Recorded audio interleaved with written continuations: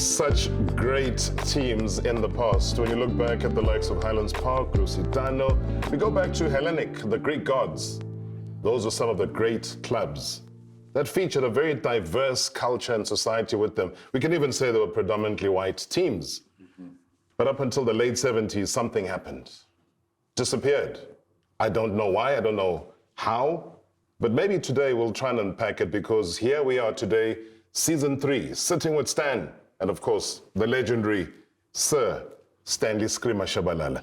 I mean, he's got such a great array of guests here today. I'm not gonna say much. He's gonna give us a breakdown of who they are, where he knows them from, how far back they go. Sir Stan, good to see you, man. I mean, you've got the best of the best here. I've got legends.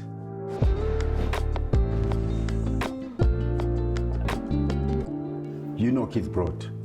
Heard of him, the great. Oh, you heard of it? Yes. By then there was there TV in those days? When Not you still often, played? maybe once a month. Once a month there was a Maybe TV. if you're lucky. Yeah, Sure. there was no TV. Once a month, as he rightly says.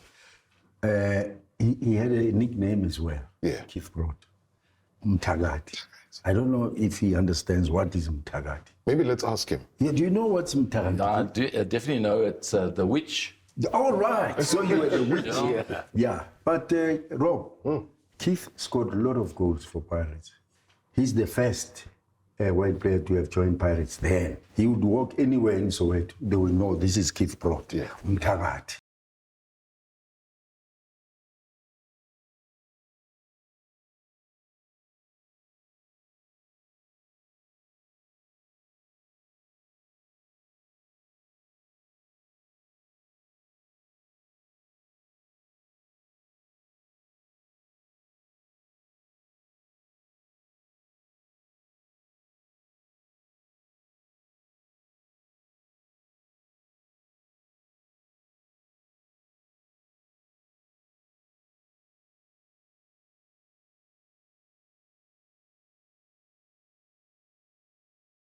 I need to gym. Yes, great, man. Yes, great. The legend, one of the best strikers I've ever seen. Wow. I don't know why he didn't go overseas. Only Mark Fish went overseas. Yeah. He was an industrious midfielder as well. Another generation.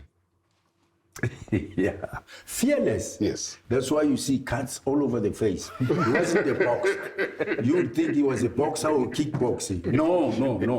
On the field. On the field. Yeah. Anywhere, if the ball, the duels are, forget it. Yeah, he's one. On the floor, fearless. Yeah. But what I liked about him, anytime he had the ball, he would put his head up. Yeah. He wasn't looking like this, Mark. When he had the ball, he was looking up all the time, where to pass the ball. And he would play as a center half. If you didn't have a center half, he'd play central midfield. If you didn't have, depending what you wanted as a coach. Mark Fish, he played for a team in England, Bolton. He went for Charlton. Charlton, did you call it Charlton? Charlton, yeah. Yes, where Sean Butler Yes, played. yeah. And he went all over to Italy to go and play for Lazio. So he had a lot of cash there. Lot of cash. Yes. You can never get so many transfers. Transfer Bolton, transfer Charlton, transfer Lazio. He made Dan, I'm going to answer you. 2 ex-wives. 2 ex-wives. Lots of cash then, 2 ex-wives. All right. Things happen. Oh, It's right. okay. But it's okay. It's okay. You had to look after them. Hey. All right. And 4 kids. Yeah. Same like Keith. If they see Mark Fish, anytime in Soweto, fish. Anytime he had the ball, fish. And he played for the national team as well. I remember they played in Congo. He was bloody-head. Yeah. I don't know what really happened, but Mark was so bloody-head. Yeah. But what happened to Mark? He still went in even after the bandage. That's why I'm saying... Soldier. Yeah, he was a soldier. He was a real soldier, wearing a football kit. Okay, my gents here, stylish defender, stylish. As a stylish defender. Skillful. Yeah, all right. Okay, I'll give you that. skillful. Yeah, I'll give you that. Yeah. Stylish and skillful. Yes. And also handsome. Exactly. 100%, yeah. Handsome and Skillful. Are we allowed to speak? Oh, How much did he pay you to say that? Stylish, handsome, and skillful. Football.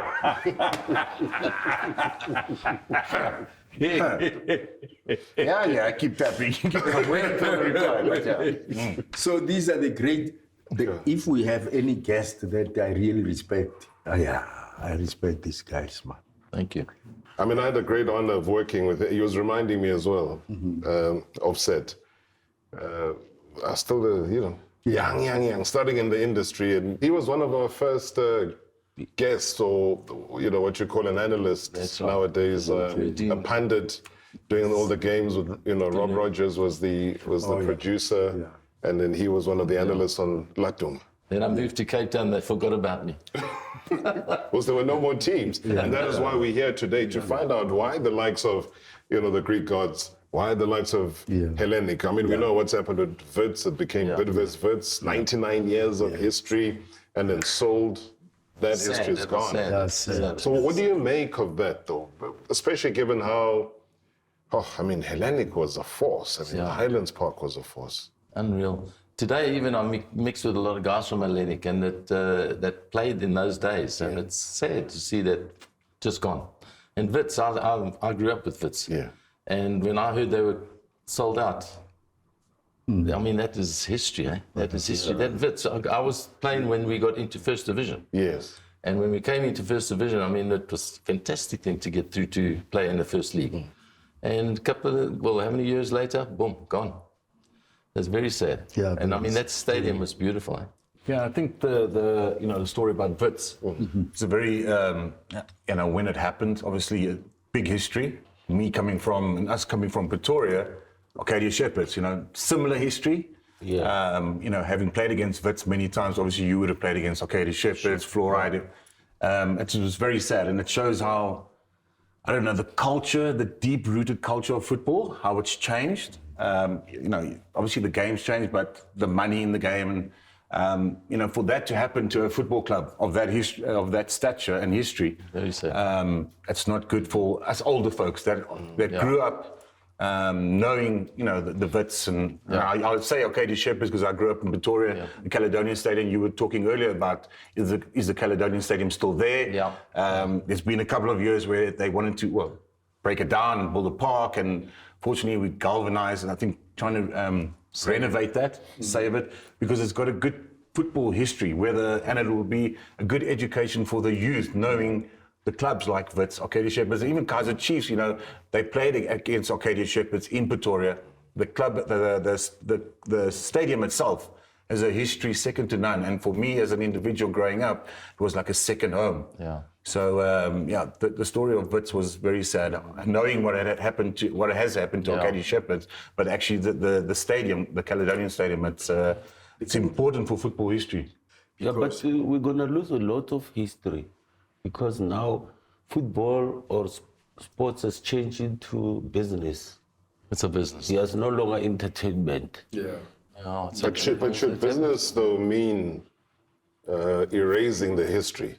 Because it's business internationally. So if Abramovich comes in as a Russian to buy Chelsea, he's not taking Chelsea to Russia and changing the name. He stays at Chelsea. So what we should be asking is, when you lose a Bloemfontein Celtic and you lose a Hellenic and you lose a Wits and you lose, why is that structure happening, and what does it mean for football in the future?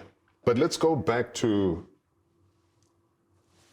I know people talk about the dynamics and the demographics within South Africa, the balance of the racial structure, predominantly a black country.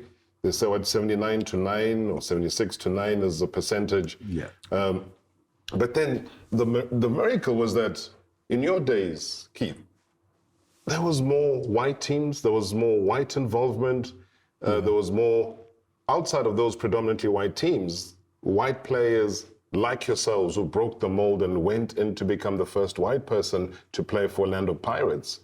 And that opened the way for your Mike Lamberts, your Stuart Lillys, your Andy Karajinskis, everybody else that came through after that. What do you think has happened now with the demise?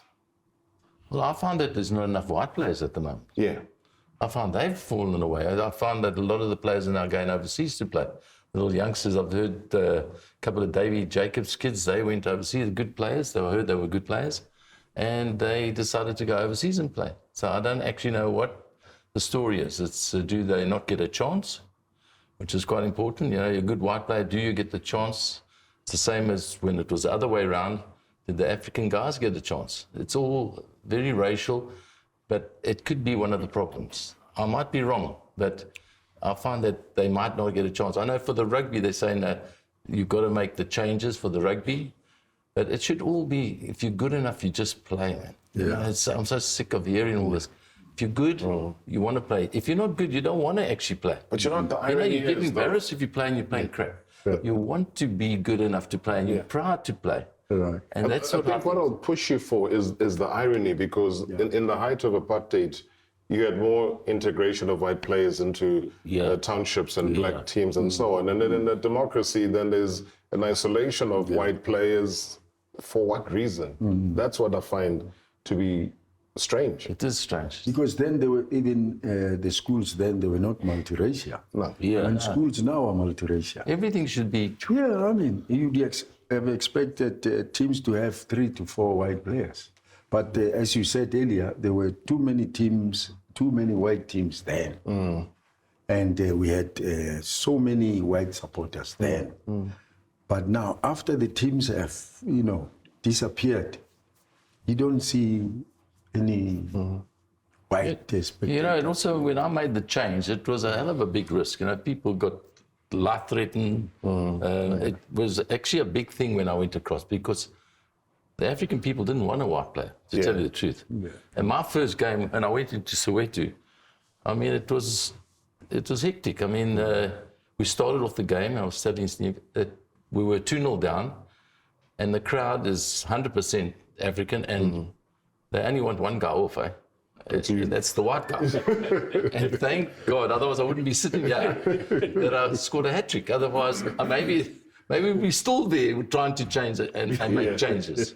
You never know. It is just one of those things that happen. So your ability in the game where you were trailing to come in and score a hat-trick, That they made changed the people also- fortunes and the understanding. And you became like the darling of the witch the land, doctor. pirates. I'm the white witch, and then, you know, in those days we had witch doctors. They used to put us in bars and put crosses on us.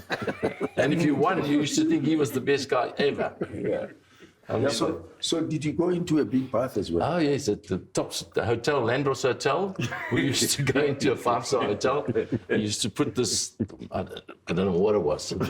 I don't know what it was. It wasn't smelling. Take all your clothes off. Yeah. And you stand in there, and he comes and he takes this dirty water or dirty mud, and he puts a cross on you here, cross here, and on your knees. Now, you think it's funny, eh? That was the day I scored the hat-trick. Is it? Yeah. And even Jomo, we all used to believe in it. So you allowed yourself to be. Yeah, I allowed myself. And also they used to give us little pillars, like little pillars that you put in your shoe. You used to get blisters from the run around. But you scored goals, or you won the game, and that blister will go away.